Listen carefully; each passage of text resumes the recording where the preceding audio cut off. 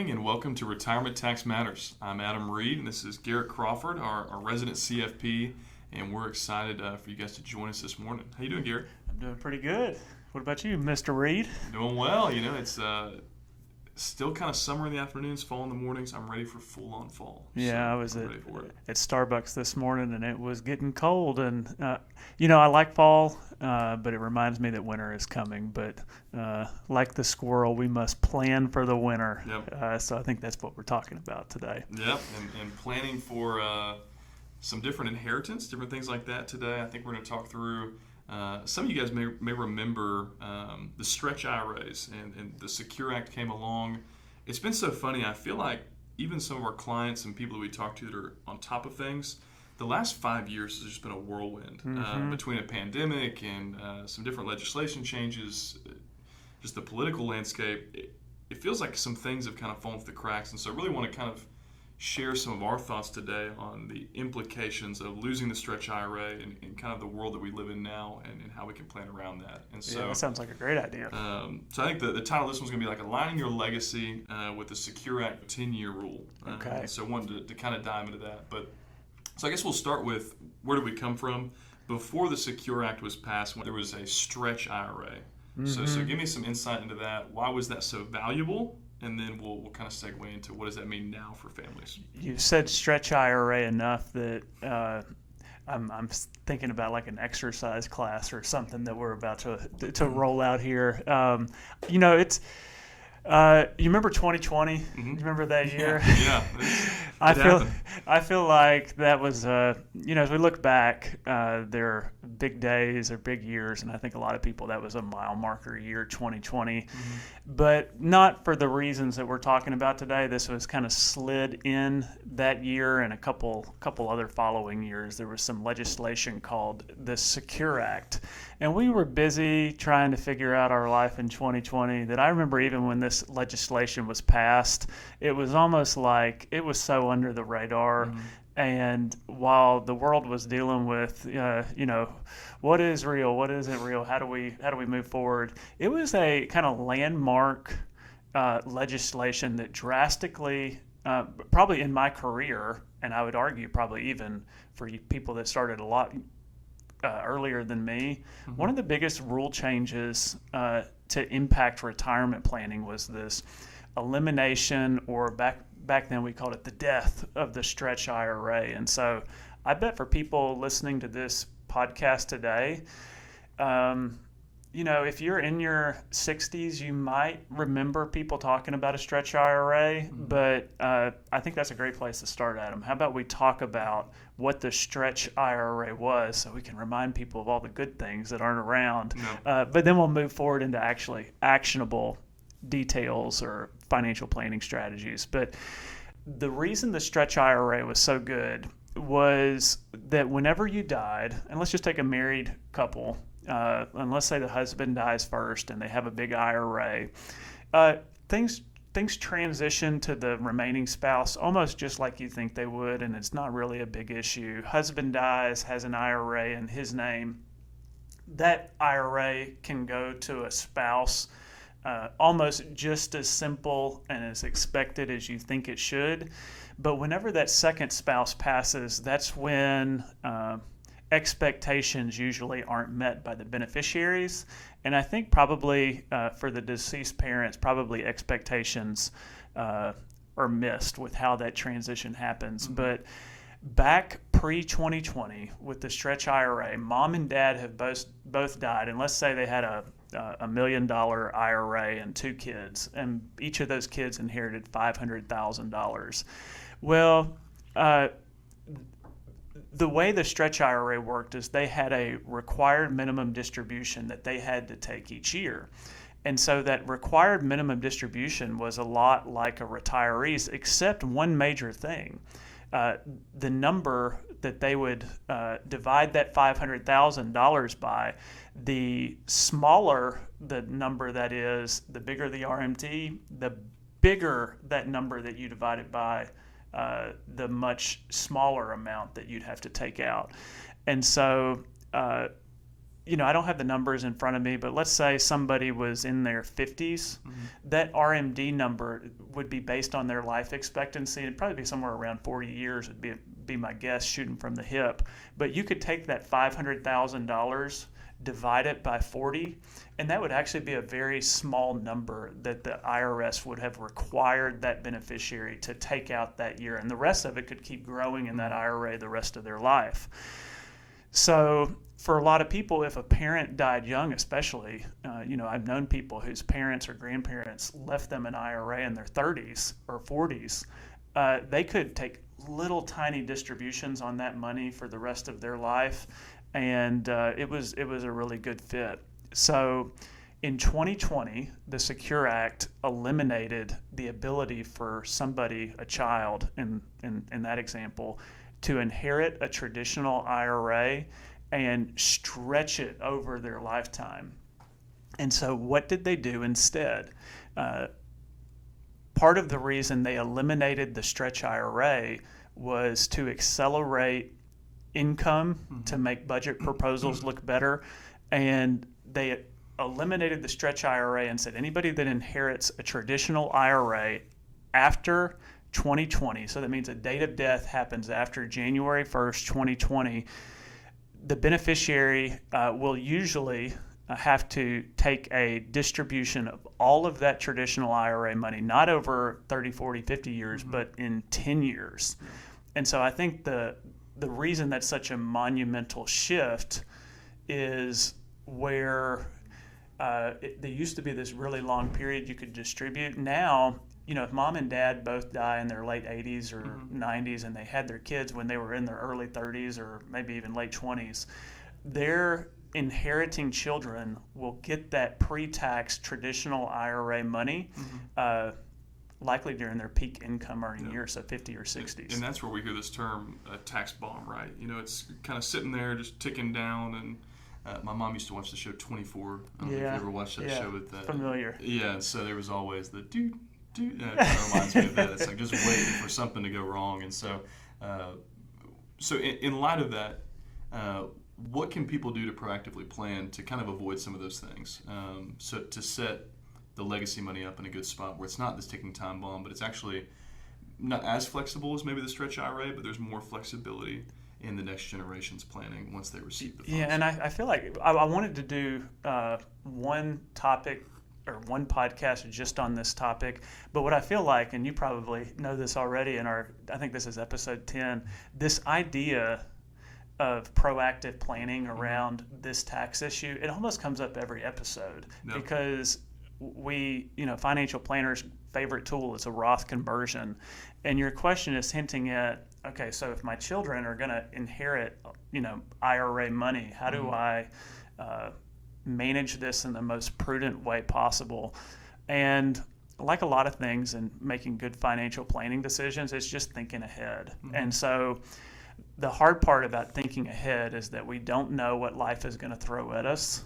And we also don't know that, tax laws change all the time. And so you're left in this position of you can be paralyzed and not do anything. But I think probably the very best thing that people can do, and we've said this a lot, is instead of trying to get lost in this 30, 40-year time period in front of you, I think optimizing each year, doing a tax projection, trying to figure out where your income level is at the end of this year, and seeing if you have room to do a Roth conversion. And I think a Roth conversion allows you to pay that tax now so that those IRAs don't continue to grow and grow and grow and then go to your children and be completely taxable income whenever you and a spouse die. Are there any, and I know there are some cases, but what are some things you think of, because we talk a lot about Roth conversions, we're fans of Roth conversions, of doing tax return driven planning to look at when they make sense. Can you give us a couple reasons why Roth conversions wouldn't make sense for maybe a high net worth retiree that is thinking long-term legacy inheritance? Maybe their kids are lower income or something like that. Maybe they're wanting to do a lot of big QCDs towards the end of their life. I mean, what are those kind of the main things? Anything else you can think of? And I think I think that hits the nail on the head with some of the challenges here. So I think I've probably mentioned in podcasts before. So my background is in engineering, right? Mm-hmm. And I was taught in engineering school to, write down all the data, figure out the best solution to a problem. And I think early on in my career, this whole Roth conversion conversation, I would strictly view it in light of like whatever the calculator said would pay the least amount of tax over a lifetime.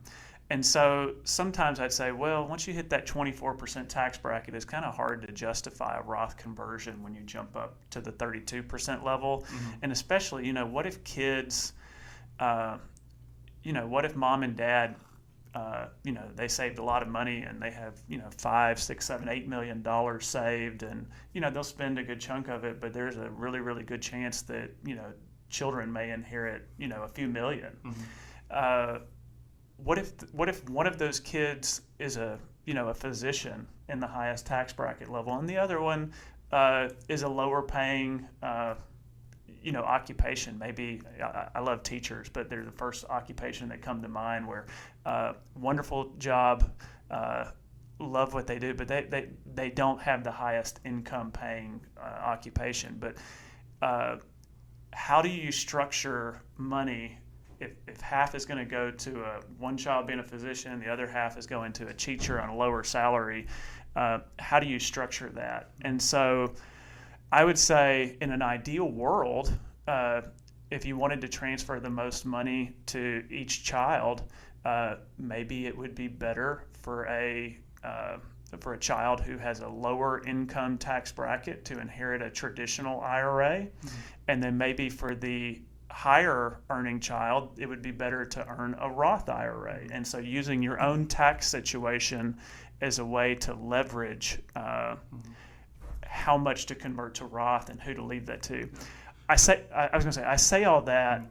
I think it's incredibly tough to pull something off like that. I've actually, in all my years, never had a client take that step to say, hey, I'm going to give one child a Roth IRA that's tax-free, and the other one I'm going to give the lower earning child a taxable pre-tax asset. It just doesn't happen. And so I think it's where this conversation a lot of times comes back to, instead of mom or dad worrying about, a calculator answer, it's how can I make this simple? Well, I think that's kind of my last question for today is, there is the X's and O's, right? You get down, you crunch the numbers. And some people are wired that way. They're like, I don't care about any extra benefits. I want to know, do I have 1 penny more in 20 years? Or 1 penny, or I paid 1 less penny in taxes.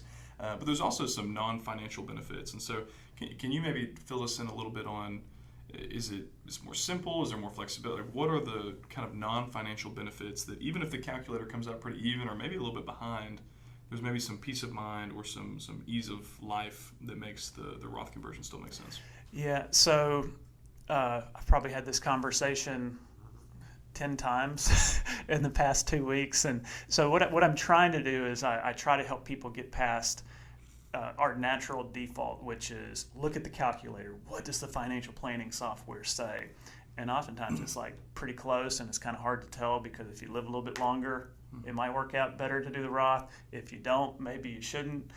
But I always try to remind people that there are non-financial benefits of doing a Roth conversion. The first one is it's kind of like, and we had to do a whole episode about this, I think, someday, but it's kind of like paying off your house. Sometimes when your interest rate, they're not anymore, but you all listening to this remember when interest rates were 3, 4, 5%, and it just felt really good to pay off your house. Maybe you could have earned more money in the stock market, but having no debt, Dave Ramsey does the debt-free scream for people, and they get on the radio and they scream loud because it's exciting to not have any more debt and be in control of your finances. Sometimes it feels really good to be debt-free. And I think with Roth conversions, when you pay taxes on that IRA money, and you never have to pay tax on that again, and it's going to grow tax-free, like there is a non-financial benefit of feeling like you have loosened the chain of the IRS, and if the money grows, they don't get an additional piece of that. So are you paying taxes to do that? Yes, but I think there is a non-financial benefit of just being tax-free growth and not having to watch the Congress debate what law changes or tax brackets are going to increase. So I think that's something.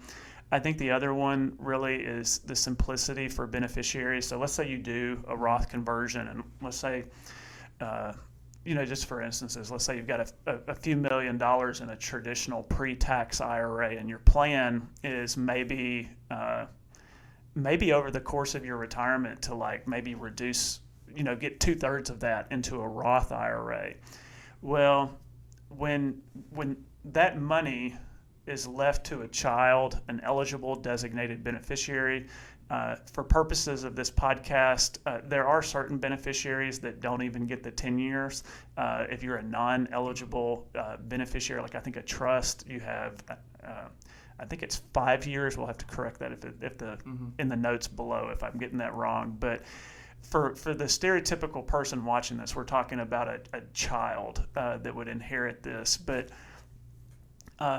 when that time comes, money goes from mom or from dad to mom when dad dies. But when money goes from mom to the children, the conversation is starkly different that I have with beneficiaries, and I've had a few of these recently where when they inherit a traditional IRA, the conversation goes something like this. Your mom and dad, they left you $400,000 in a inherited traditional IRA. And here's how that works. You're going to have 10 years from the date of death to distribute this entire IRA. But because mom was older than required minimum distribution age, the IRS is going to require you to take a certain amount out each month. So we know there's going to be a minimum amount you have to take out, but I really probably am not going to be recommending the minimum amount to you, because if we just take the minimum amount, this is going to build and build and build over 10 years, and you're going to have a huge amount that you have to pull out in the 10th year, which could cause you to go up into a higher tax bracket. So, child of client, we really need to be thinking each year with your inherited IRA, how much we can possibly get out without triggering the next tax bracket. But maybe some years we're going to have to go up just because we're going to, kind of be hammered. And so a beneficiary at that point is usually like, oh, this is more complicated than I thought it was. If I had that same conversation and it was with an inherited Roth IRA, the conversation is so much more simple. It is, mom and dad left you $400,000. Here's the great thing. You have 10 extra bonus years where this money can accumulate tax-free. You can take as much as you want right now. You can leave it all in there until the end of the 10th year. And the beneficiary is basically saying, wow, okay, I have 10 years of growth and it's very flexible. I can pull it out whenever I need to. And, I'm not saying that an inherited Roth IRA is always better, but I will say it's almost always better when you're explaining it and how simple it is for beneficiaries to wrap their mind around it and be in control of it. Yeah. So I think that's another non-financial benefit. And I think that's a good just kind of apples to apples comparison to kind of wrap us up and show why it's, I think, helpful and important to be thinking through it. And like we always said, it's not even the other day we were looking at one, we're like, hey, this isn't a home run slam dunk. It may be something the person's interested in because of the non-financial benefits, but sure, as far as the math, it didn't really make a whole lot of sense. And so then it becomes, hey, what do you think? And discussing that, if you're a DIYer doing it yourself at home, discussing it with your spouse or maybe even the people who are going to inherit the money of, hey, what is your income right now? Does it make sense for you to get tax-free money? Does it not? In fact, that's where one of mine landed the other day. I was talking to him about the non-financial benefits of Roth conversion. He said, you know what? That makes a lot of sense, and I'm going to talk to my son, and maybe he would have a preference in this. And he said maybe that would allow him to retire early if we had a Roth and we paid, the taxes now. So that's where we're at. He's using it as a jumping off point to have a discussion with his son about, hey, I'm not going to use any of this money. It's probably coming to you. Do you have any input? And I think that's wonderful. Hey, Thanksgiving's around the corner. Get your beneficiary legacy conversations out at the dinner table and enjoy time with families. So, but I think that's good. That's good for today.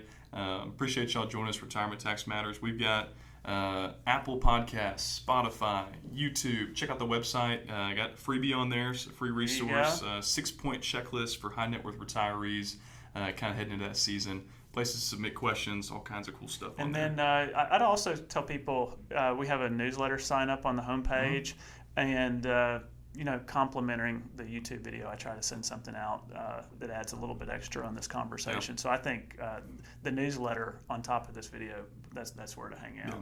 And we were talking about this the other day, like kind of what is our goal with this? And our goal really is to add value to clients. That when you get an email, there's something in there that's valuable. When you watch a video, there's something there that's valuable. It's not just to pump out content, and we don't just love trying to take over the YouTube world like we've been talking about Mr. Beast. We're not trying to have 500 million subscribers, but we want to add value to people's life and to their financial planning. So y'all keep following around and hanging out with us, and we'll see you next time. I'm Adam Reed. This is Garrett Crawford. Always good to be here. Thanks so much for listening to Retirement Tax Matters. As always, the ideas we share here are for educational purposes, and we do our best to get it right, but this isn't a substitute for specific tax or financial advice, because a truly effective strategy is always built around your personal situation. For more resources and to see our full disclosure, visit us at retirementtaxmatters.com.